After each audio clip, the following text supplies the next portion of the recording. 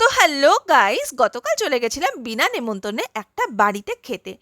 না না, সরি, এরকম যদি কিছু শোনার জন্য বসে থাকেন তবে এরকম কিন্তু আমার সাথে হয়নি।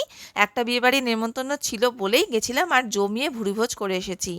প্রথমেই পাতে পড়ে গেছিল কড়াইশুঁটির কচুরি, একদম গরম গরম আর বেশ সফট, আর সাথে ছিল আচারি আলুর দম। ভালো করে সেটা দিয়ে সাঁটালাম। তারপরে এলো স্যালাড, শসা আর পেঁয়াজ, আর ডায়মন্ড ফিশ ফ্রাই। ফিশ ফ্রাইটা ছিল মারাত্মক সুস্বাদু, মানে নরম তুলতুলে ছিল মাছটা আর একদম ফ্রেশ। আমার মতো কারা কারা আছেন যারা বিয়েবাড়িতে গিয়ে এরকম ফিশ ফ্রাই পেলে একদম খুশি হয়ে যান? তো ফিশ ফ্রাইয়ের সাথে ছিল কিন্তু কাসুন্দি, আর কাসুন্দি দিয়ে ফিশ ফ্রাইটা জাস্ট জমে গেছিল।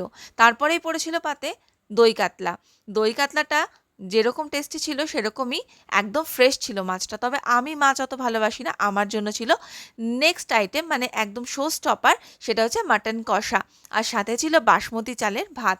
ভালো করে মাটন কষা দিয়ে বাসমতি চালের ভাত একদম গরম গরম খেলাম। মাংসটা কিন্তু দারুণ সুসিদ্ধ হয়েছিল, আর মুখে দিলেই গলে যাবার মতন ছিল।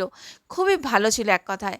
তারপরেই এসে গেল আমের চাটনি আর পাঁপড়। আমার মতো কারা কারা আছেন যারা এরকমভাবে পাঁপড়টাকে ভেঙে চাটনির সঙ্গে লাগিয়ে লাগিয়ে বিয়েবাড়িতে বা নেমন্তন্ন বাড়িতে খেতে পছন্দ করেন, একটু কমেন্ট করে জানাবেন। যদিও আমি খুব একটা মিষ্টি বা সন্দেশ খাই না, তবে এখানে মিষ্টি দুটোই ছিল অসাধারণ, একদম নরম তুলতুলে একটা মালাই মালাই মতো ব্যাপার ছিল। সেই জন্য সন্দেশটা খেলাম। আর সাথে ছিল একটা ফ্রেশ, একদম সফট একটা রাজভোগ, সেটাও কিন্তু খুবই সুস্বাদু ছিল। তারপরেই এসছিল পান আর সাথে আইসক্রিম। তবে এখানে আইসক্রিমটা ছিল একটু স্পেশাল। আইসক্রিমটা ছিল আমাদের সকলের পছন্দের নলেন গুড়ের আইসক্রিম।